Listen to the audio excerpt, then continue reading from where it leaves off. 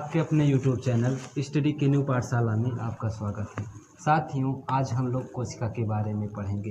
कोशिका के अंदर क्या क्या पाया जाता है, इन सारे कोशिकांगों के बारे में अध्ययन करेंगे। तो चलिए देखते हैं। कोशिका के सबसे बाहरी आवरण को हम कोशिका भित्ति कहते हैं। क्या कहते हैं? कोशिका भित्ति, सेल वॉल कहते हैं। और कोशिका के दूसरे बाहरी आवरण को हम सेल मेम्ब्रेन कहते हैं।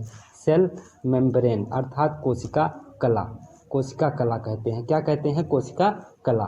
और देखो, कोशिका भित्ति और कोशिका कला को छोड़कर कोशिका के शेष भाग को हम जीव द्रव्य कहते हैं। क्या कहते हैं? प्रोटोप्लाज्म, जीव द्रव्य कहते हैं। इसी जीव द्रव्य को दो भागों में बांटा गया है। किसमें? दो भागों में। एक को हम कोशिका द्रव्य कहते हैं और दूसरे को केंद्रक कहते हैं। क्या कहते हैं भाई? कोशिका द्रव्य और केंद्रक। तो कोशिका भित्ति और कोशिका झिल्ली को छोड़कर कोशिका का शेष भाग जीव द्रव्य कहलाता है। जीव द्रव्य में दो भाग होते हैं, एक होता है कोशिका द्रव्य, दूसरा होता है केंद्रक। कोशिका द्रव्य में बहुत सारे कोशिकांग होते हैं, उन्हीं कोशिकांगों के बारे में आज हम लोग अध्ययन करेंगे। जैसे कोशिका द्रव्य में सबसे बड़ा कोशिकांग होता है रिक्तिका। क्या होती है? रिक्तिका। और इसके बाद देखो, रिक्तिका होता है, बीच में क्या होता है? बीच में होता है केंद्रक। क्या होता है? केंद्रक। तो केंद्रक की खोज किसने की थी? केंद्रक की खोज 1831 में रॉबर्ट ब्राउन ने की थी। किसने की थी? Robert brown. कब की थी? 1831 में। और केंद्रिका को केंद्रक को कोशिका का नियंत्रक कहते हैं। क्या कहते हैं? डायरेक्टर। केंद्रक को कोशिका का नियंत्रक अर्थात डायरेक्टर कहते हैं। तो कोशिका का डायरेक्टर कौन है? केंद्रक है। तो केंद्रक की खोज किसने की? रॉबर्ट ब्राउन ने 1831 में की। आगे चलते हैं। इसी केंद्रक से लगा हुआ एक दूसरा कोशिकांग होता है जिसका नाम है अंतःप्रदर्भी जालिका। क्या नाम है भाई? अंतःप्रदर्भी जालिका, जिसे इंग्लिश में ER इंडोप्लाज्मिक रेटिकुलम कहते हैं। क्या कहते हैं? इंडोप्लाज्मिक रेटिकुलम, अंतःप्रदर्भी जालिका। यह एक तरफ केंद्रक से लगी होती है और नीचे यहाँ दिखाया सही नहीं गया है ना, सही नहीं दिखा सकते क्यों? क्योंकि यह अनुप्रस्थ काट है। तो यहाँ से ये यहाँ लगी होती है और नीचे यहाँ कोशिका कला से लगी होती है। तो ये कहाँ लगी होती है? एक तरफ केंद्रक कला से और दूसरी तरफ कोशिका कला से लगी होती है और कोशिका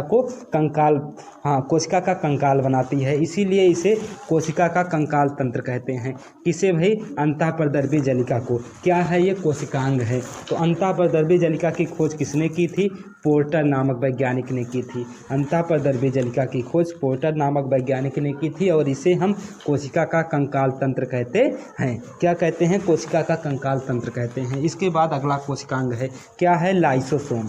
क्या है भाई? लाइसोसोम। तो लाइसोसोम की खोज किसने की? डी डुबे ने की। किसने की भाई? डी डुबे। और लाइसोसोम को आत्महत्या की थैली कहते हैं। क्या कहते हैं? आत्महत्या की थैली। किसे कहते हैं? लाइसोसोम को। इसकी खोज किसने की थी? डी डुबे ने की थी। इसके बाद आगे बढ़ते हैं और हमारा अगला कोशिकांग आता है माइटोकॉन्ड्रिया। क्या आता है भाई? माइटोकॉन्ड्रिया। माइटोकॉन्ड्रिया को श्वसन स्थल कहते हैं। क्या कहते हैं? श्वसन स्थल या पावर हाउस कहते हैं। क्या कहते हैं? Power house. और माइटोकॉन्ड्रिया की जो खोज है कोलिकर नामक वैज्ञानिक ने की थी। किसने की थी? कोलिकर नामक वैज्ञानिक ने। और आल्टमैन ने क्या किया? आल्टमैन ने माइटोकॉन्ड्रिया का नाम बायोप्लास्ट रखा। क्या बताया? बायोप्लास्ट। और सी बेंडा ने माइटोकॉन्ड्रिया का नामकरण किया और इसे माइटोकॉन्ड्रिया कहा। क्या कहा? माइटोकॉन्ड्रिया। तो माइटोकॉन्ड्रिया में 3 वैज्ञानिक आते हैं। एक आते हैं कोलिकर, जिसने खोज की। इसके बाद आल्टमैन आए। आल्टमैन ने बताया कि ये जो तुम खोज किए हो ये बायोप्लास्ट है। तो बाद में सी बेंडा ने इसी का नाम माइटोकॉन्ड्रिया रखा। क्या रखा? माइटोकॉन्ड्रिया। आगे चलते हैं दूसरे कोशिकांग के बारे में। अगला कोशिकांग है हमारा गाल्जी काय। क्या है भाई? गाल्जी काय। गाल्जी काय की खोज किसने की थी? कैमिलो गाल्जी ने। किसने की? कैमिलो गाल्जी ने। और आगे बढ़ते हैं। आगे कौन सा कोशिकांग है? राइबोसोम। कौन सा है? राइबोसोम। राइबोसोम की खोज पैलेट ने की। किसने की? पायलट ने।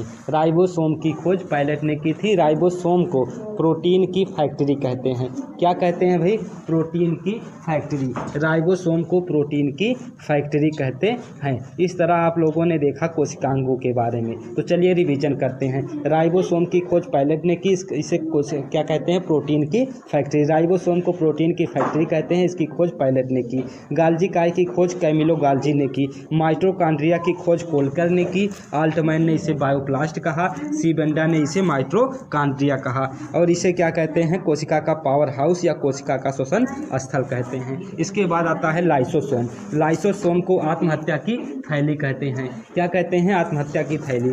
लाइसोसोम की खोज डी डुबे नामक वैज्ञानिक ने की। किसने की? डी डुबे नामक वैज्ञानिक।